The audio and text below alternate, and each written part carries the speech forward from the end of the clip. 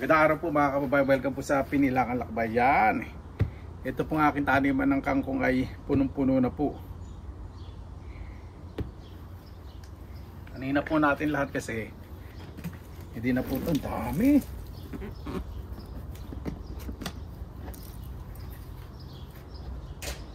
I-adobo ko na lang po yan.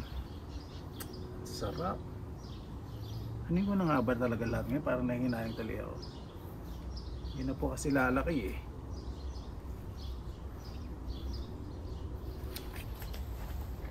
Anin ko na po lahat. Yung iba adobo ko. Tapos sa susunod na araw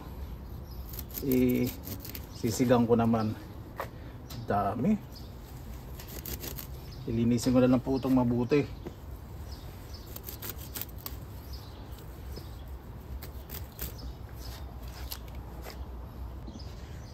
Ayan po, ito po yung tinatawag na upland kangkong.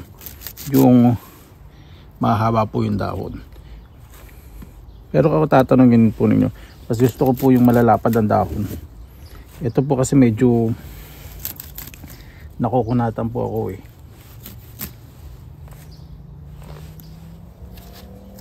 Diba? Hindi na po kasi ito lalaki, August na eh. Nag-start na po mag-autumn.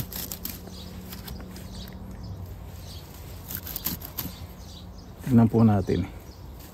Mag-i-steam ako with garlic, tapos adobo, tapos with oyster sauce. Pero hindi ko po gagawin sa lutuan. Ilinisin ko po yan, lalagay ko sa plastic. Pag nililinis po kangkong, kung nasa ibang bansa po kayo, linisin po ninyo mabuti lahat po ng tuyo po, nabubulok na dahon. Tapos hugasan po ni patuloy po ninyo mabuti, lagay nyo sa plastic, lagay nyo sa vegetable chicken. Ako, tagal po yan, 1 week. Kapag may nakita kang dalawa dahon, tanggalin nyo lang yan, harvested na po. Lagay ko po muna rito. Harvest din po ako ng romaine dahil may darating po akong mga bisitang pantangal. Hindi, mga kaibigan ko, gagawa ko po sila ng ng salad.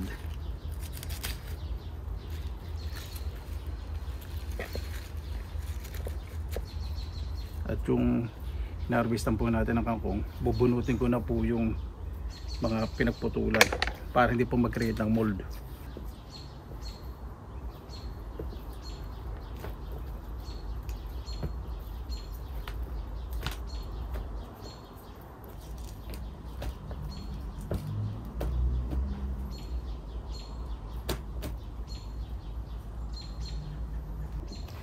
Ayan po. Kailangan na itanggalin na po itong mga kangkong kasi yung lupa. Itatabi ko po yan.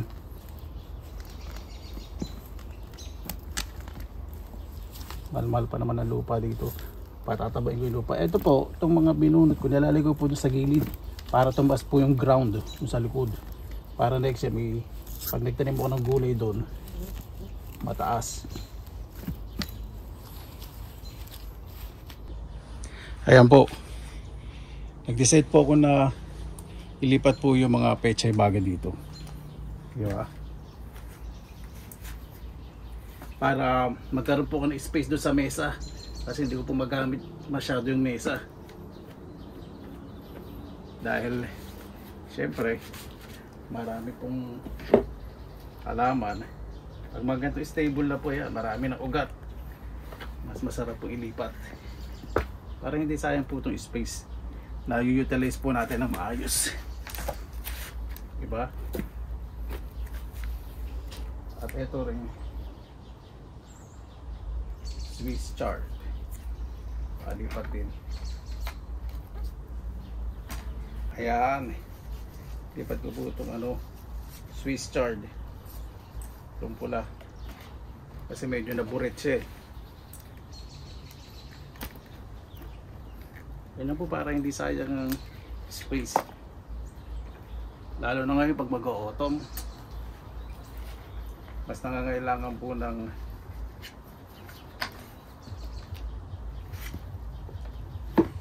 Yan na po yung routing system po nito. Talaga naghahanap na ng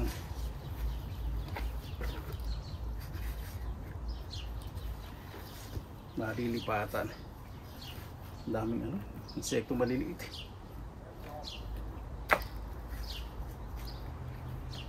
Yan.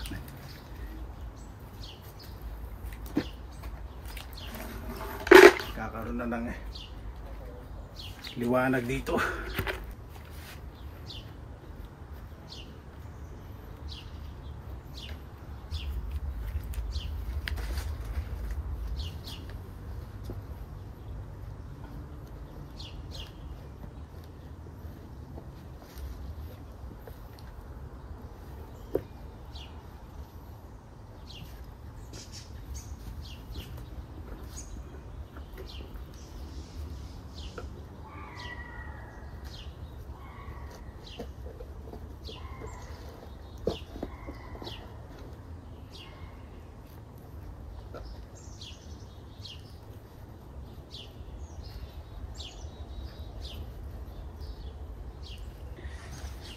Kapag ganito po talagang magtataglagas, parang sa dibdib po na bunutin po yung mga hindi nalalaki, no? Yung mga spinach tatanggalin po na. Ganyan po talaga, linisin ko na lang kasi gusto ko po na-enjoy pa rin yung view. At saka may mga bunga po yan para huminga. Ayan po, madilim na at kahit pa paano nalinis. Hindi na po lalagyan po itong takip kasi yung mga Swiss chard, lettuce at yung Chinese cabbage para lumaki po ng maayos. Yan, unti-unti na lang po at uumpisa na po ang taglagas. Ayan po mga kaubayan, ayan po tayo sa loob ng bahay. Ito pong sink po, malinis po ito, lagi po nililinis. Saka hindi po ako nagsisipilyo po dito sa sink po na to. At hindi rin po ako naghuhugas po dito ng pinadamihan po kung dishwashing. So talagang panghugas lang po talaga ito ng mga pagkain. Hindi po ako nagmamayaman. Ganito po kasi talaga sa Finland Marami po akong natutunan. Yung kaburaraan ko po, iniwanan ko na sa Pilipinas. Hindi. Natuto lang po ako. Pag-aano po kayo ng mga kangkong o kaya ng gulay, mas maganda po talaga yan. Babad po muna ninyo para malinis na maayos at yung mga insekto. Yan. Ito ang gagawin ko po ngayon dito. Pagtsatsagan ko po, isa-isayin ko po talagang ganyan. Kasi gusto ko po malinis na malinis ang kakainin ko po. Meron po pala akong buto-buto. Naku, isisigang ko na lang. Tapos adobo ko po yung yung iba. Hindi pala, adobo at sinigang pala ang gagawin ko po. Okay lang po ito kahit na medyo payat tong kangkong kasi nagtataglamig na rin po talaga Pero kung nag-warm, katulad nung naani po natin na medyo mataba, maganda po kasi magtataglagas na Ayan pa mga kabayan, nalinis ko na po yung kangkong. Papakulo na po ako ng buto-buto. Actually, nakapagpakulo na po ako. Medyo malambot. Ngayon nag-aadobo po ako ng kangkong. Bawang lang po talaga ginagamit ko sa konting karne. Simple lang po. Toyotsu, ayun lang. Gawin na po natin itong bawang. At di pa siya masyadong mainit Magigisa na natin. Yan, golden brown lang po natin itong bawang. Huwag naman po sunog. Napakabango. Ang pinakagusto ko po talaga sa pagluluto, pagigisa. Okay na po yung bawang. Lagyan na po dahan-dahan itong kangkong natin.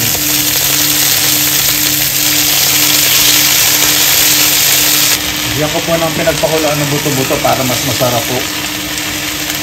Konti lang po Kasi depende naman po sa inyong pag-adobo kung paano ka lang gagawin po. Yan, tinakpan ko po.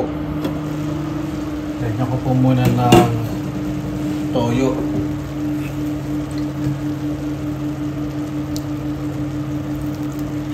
Ano po ito? Light soy sauce o mushroom soy sauce. Lagyan po ako ng paminta.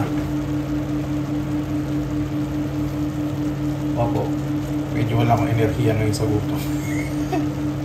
Naglinis po ako maghapon dito sa bahay kaya hindi tayo nakalabas manguwan, mangharbat ng kabuti. Kailangan ko rin po kasing tingnan po yung aking mga pananim. Baka kasi magsigulang na, sayang naman, di ba?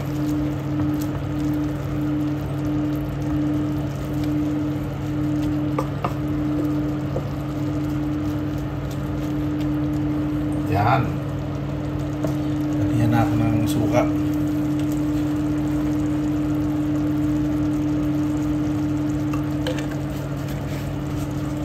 Luluto naman po ng adobo yung kanya-kanya pong style, di ba? Lagyan po ako ng konting oyster sauce. Parami, ang dami pala nito. Ayan. Malam na pala itong oyster sauce natin. Okay na yun. Napaalat ng konti. Ano ko na yung oyster sauce. Ay, hindi siya maalat. Mas lamang yung tamis. Okay na yan. Yung buto-buto po, ano lang po yan, asin. Sibuyas lang. Lalagay din po ako ng ng konting buto-buto po dito sa ating adobo para masarap. Mga tatlo. Yan. At itong sa sinigang natin, lagyan na po natin ng sili. Ang sigang. Bago po kamatis kasi gusto ko po lumasa yung yung sili, yung linamnam ng sili. Ayan, naamoy ko na po yung sili. Try ko na po itong panggong. Hindi na po maglalagay ng ibang gulay dahil isang talaksa po itong namulit. Ngayon po ay buwan na Agosto at linggo ng wika. Ay, hindi linggo ng wika, buwan ng wika. Pag malaki ang ating sariling wika, dahil ang ating wika ay pinagkakitaan ng ibang foreigner pag nagsalita ng Tagalog, masaya na tayo. Nag-trending pa sila, di ba?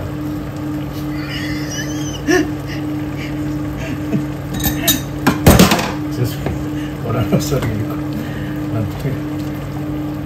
Tayo mo na yung kamatis. Lahat pala kamatis mo na ba kung wala po yan kasi ito kangkong naman po na to napakatagal maluto.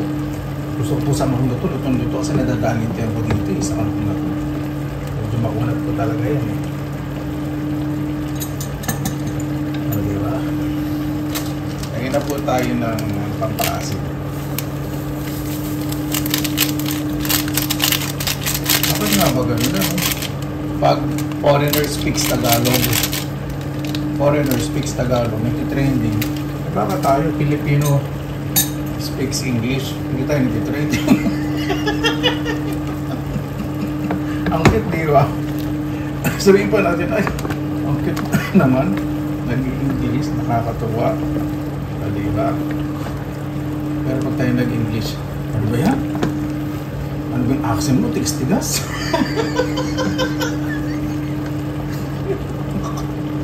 Gutom lang po yun. Hindi kasi nga po, diba, buwan ng wake up po, yung inaano, diba? Ang Pilipinas, ang ating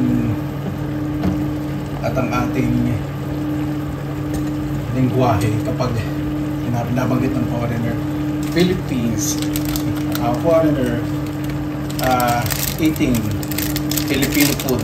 Magte-trending na.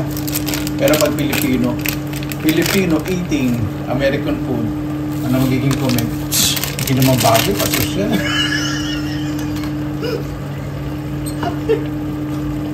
Ay, naku, bakit nga ba gano'n ang buka? Bakit nga ba hindi fair? Diba? Hindi.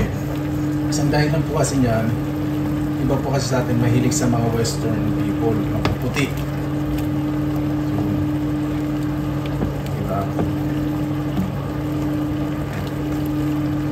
Ayan, nilagyan ko lang po rin ng pampaasim na may gabi. May konting lapot. Walang natin natin. Ayan. Ayan, yung gusto ko yung nadurog po yung kamatis. Pero itong kangkong di po ito madudurog. Medyo makulat po talaga itong kangkong na ito. Pero sa sinigang, kahit wala pong labanos o iba pang pampalasa, basta labanos po sa kangkong, masaya na po ako pang sa sinigang. Lagay po tayo ng patis. Pampalinam lang po. Hindi ko po dadamihan ng patis. Sabihin yung amoy ng sinigang. Pag may patis po na pampalasa, maamoy niyo po yung authentic na amoy ng sinigang. Ito na rin po itong ating adobong sitaw. Tinula na. Pwede na po. Kaya na po tayo. Mabuhay yan! Maraming salamat na po sa Panginoon. Sama-sama na naman po tayo na safe po lahat. Bago po tayo mag-umpisa, pasalamatan po muna natin ang Panginoon.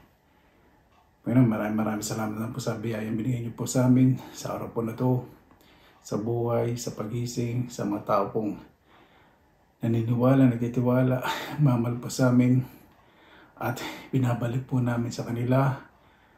Naway umiral po ang pagkakaisa, lalo na po sa panahon Panginoon, disiplina. Kayo na po bahala po sa amin, sinusukurap po namin sa inyo at sa ngalan ni Jesus. Amen. Yan, pisa na po natin. Pero po ka ditong bahaw, ininit ko po.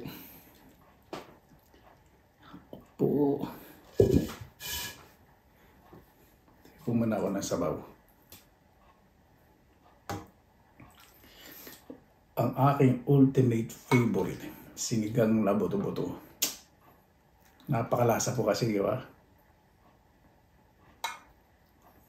Kaya pag nagsisigang po, ano buto-buto na ako. Pero di po tayong patis na may sili.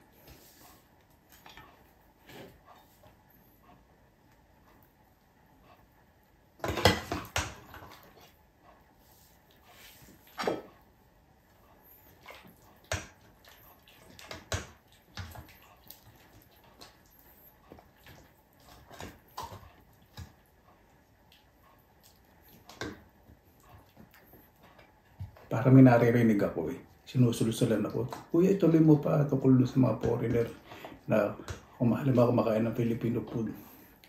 Sige. Ito hindi paninira. Ano po, takatuwaan lang. Kumbaga ano lang po. Biro naman ang balting ng utak ko.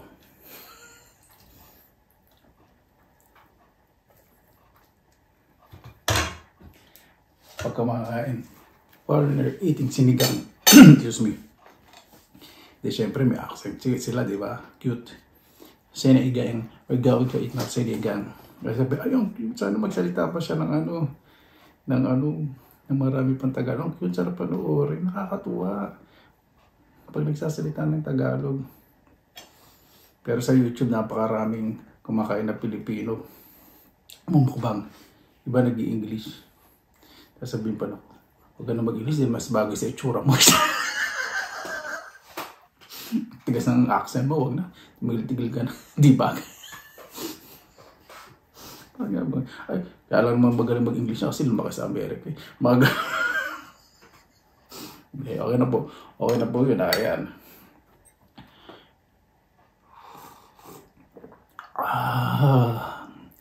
Yung lumasa yung yung siling panigang. Ito po kanin po. In case of emergency. In case of emergency. Pag kinapos. Dali lang po mainit pa. Lambot. Pero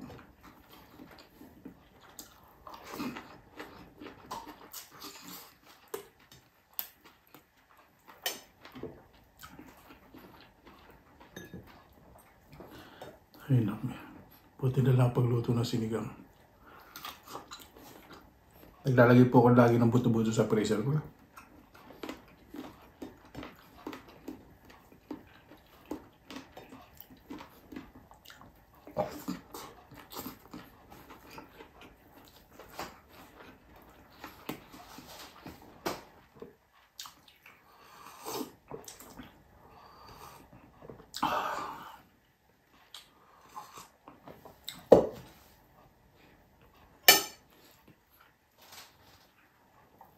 Buwan ng wika, buwan ng Agosto. pagbuwan po ng wika ng high school po sa college. Kasi may po ako mag-drawing, di ba, mag-painting. May mga poster making contest. Nung high school, lagi po ako sumasali. Di naman po ako lagi nananalo. Pero madalas. Opo, hindi po sa pagmamalaki po yun. Tapos nung college, pag sumasali na po, hindi na po pinapasali. Pero may dumating, ang galing. Ayun. Wala na yung kapangyarihan ko. Third ako, nasa second. Siyempre gano'n po, hindi po lahat ng talento, ikaw laging the best. Importante, bigyan niyo po yung the best niyo. Di ba?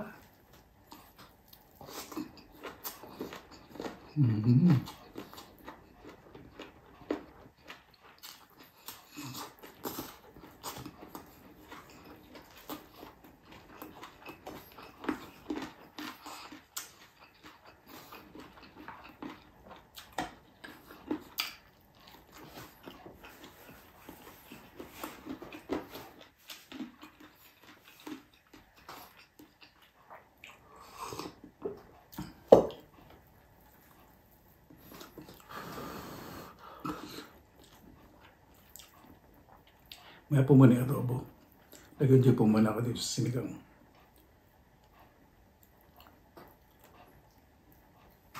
Ito yung dalawang ulam na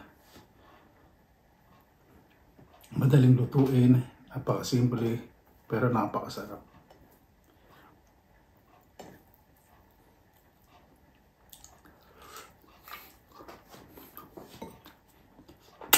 Okay, one more. Diba?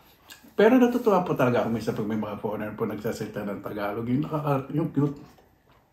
Pwede sabihin, kakain na, di ba? Masarap.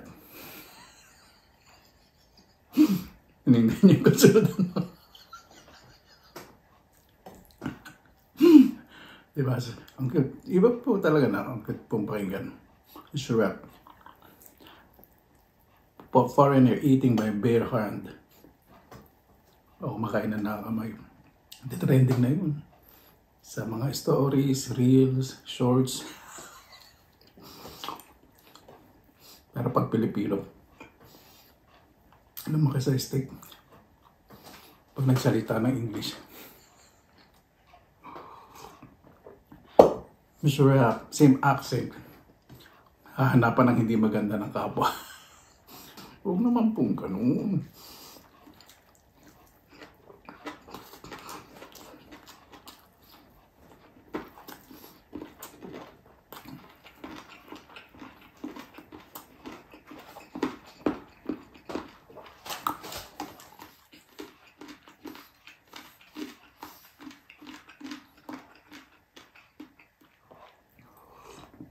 Sige, diretso na nga natin. Sunod-sunodin na natin. Yung comparison, pero hindi po wala pong binabas or whatsoever. Yung natutuwa lang po sa mga kumay pag nababasa ko po yung mga diba? Naisip ako wala sa sarili. Wala sa sarili ko.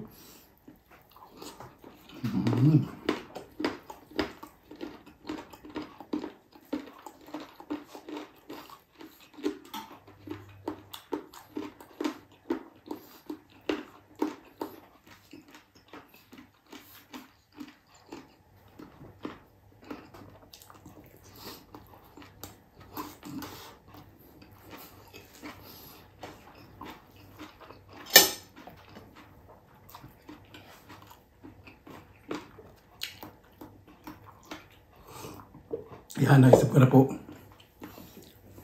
Pag foreigner, kakain.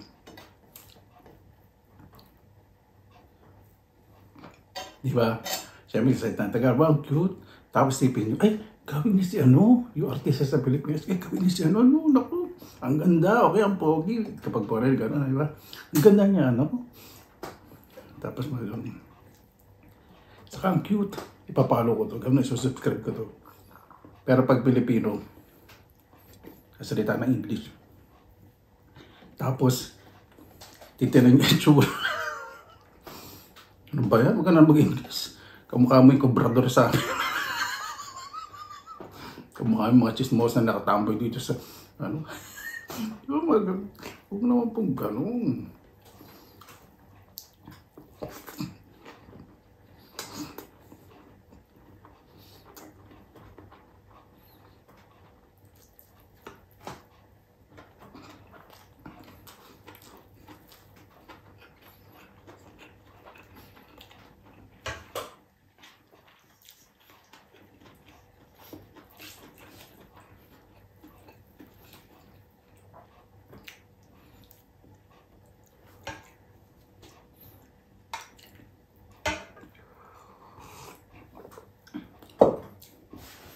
Tapos yung mga reaction video, di ba, ng mga foreigner sa Pilipinas. O sa mga singer, di ba, trending din po. Sa mga beauty contest, mga ganun. Laban ni Pacquiao, basta nag-trending sa Pilipinas yung mga foreigners, 100%. Gagawa sila na reaction video, pinaghihirapan ng mga Pilipino tao sila. Tapos marami manunod, pati yung kwenta man mo, tama yung reaction niya, oo, tama yung justification niya. Mga ganun, mga comment, kaganda. Pero pag Pilipino, gumawa na reaction video. Nako te, itsura mo pa lang, hindi ka pa naghahapon na putla-putla mo. Kumain ka muna na ampalay.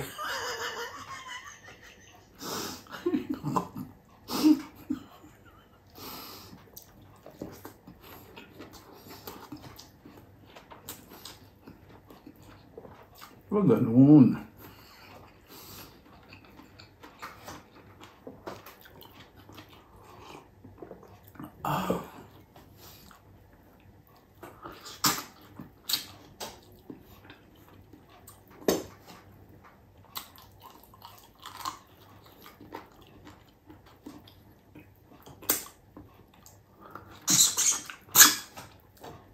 Sarap to dabong talaga. Pag malambot, laman, sa buto-buto.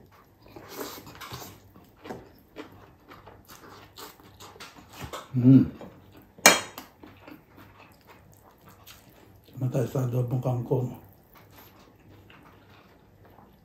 Nanay ko na malilit po kami yung kangkong po, yung pula. Wala pa po masyadong kangkong na puti. Sarap din po yun eh. Yung matataba. Katulad po mga adobo nanay ko yung pinatutuyuan. Ganyan. Saka, pinapapako po yung adobo, kangkong. Ang nagluluto po nanay ko.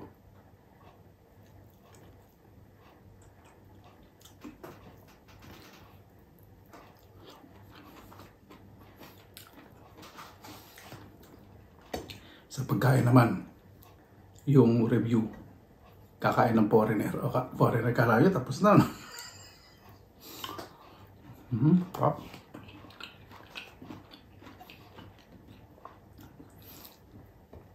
Kakain ng daing, trending na kumain ng daing, foreigner, diba?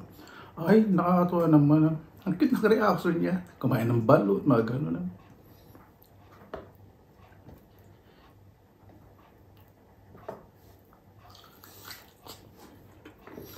Mga ganun, trending na. Tapos pag Pilipino, naman ang kumain. Filipinos try American food, mga ganun. Walang manunod. Huwag na mga ganun, suma naman. Tapos mga comment pa, naku, try mo pa meron naman dito sa Pilipinas.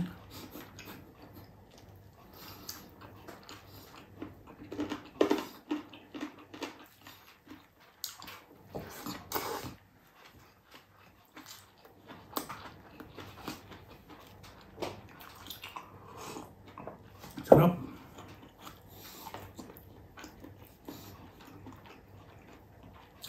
Ako lang yung oyster sauce, yung pagkakalagay kasi hindi pumalat. Pero mas gusto yung oyster sauce na yung galing Thailand. Yung meron pong nanay na parang nagluluto. Yung Mark.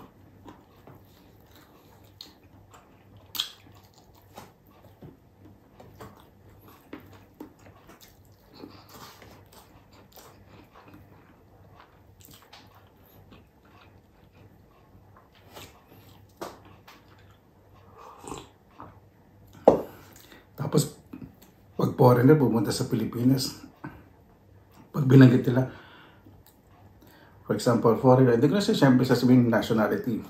Now in the Philippines, the trending. Pag Pilipino, kahit anong bansa na pinuntahan, ko-comment.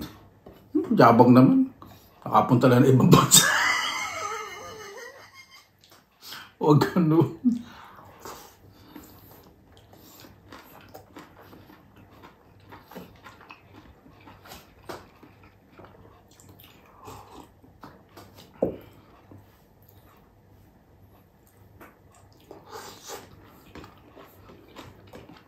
Siyempre, hindi naman po lahat ganun ang comment, di ba?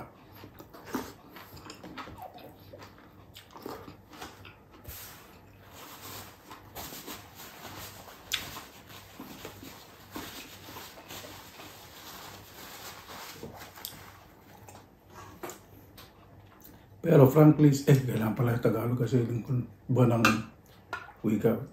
Yung tapat ang usapan. Minsan na ano po tayo na-abuse ibang foreign vloggers. Kinagamit po yung Pilipinas, nagpapahirap po yung mga ibang Pilipino, tapos gagawin lang din na reaction video yung mga pinaghirapan.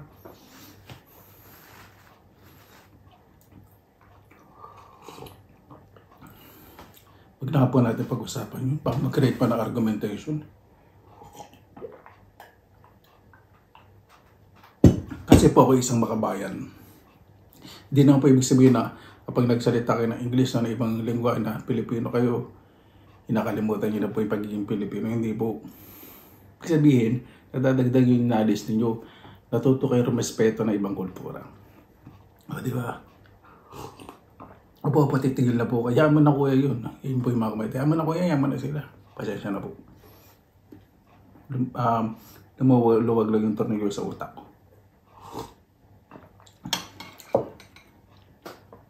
Meron pa kasi ako isang kaibigan na vlogger Nag-trending po yung ano niya, yung cover niya sa pagkanta. Kilala po yun. Tapos, din-upload niya sa YouTube, sa Facebook. Tapos, may foreigner po na, syempre, din-download, tapos nag-react sa video niya. Oh. Sabihin na kaya lang, naging abusive. Di ba? Pero okay lang naman yun na mag-react po sila, magbigay ng mga reaction. Siyempre, ala po agad sa mga nagbibigay reaction. Magpapaalam naman po sila doon sa mga content creator ng pakihirap. Diba? Iba hindi. Tigasan na ng mukha.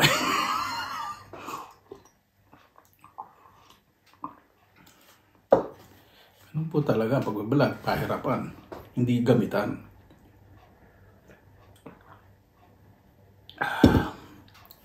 Kaya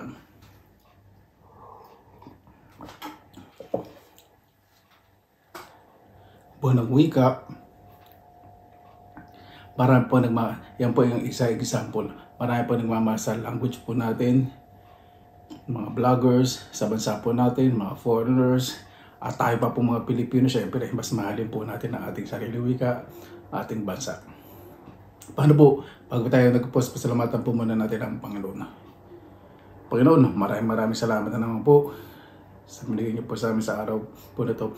Pasensya na po at nagkaroon po ng komento hinggil po sa pagiging Pilipino. Pasensya na po, Panginoon.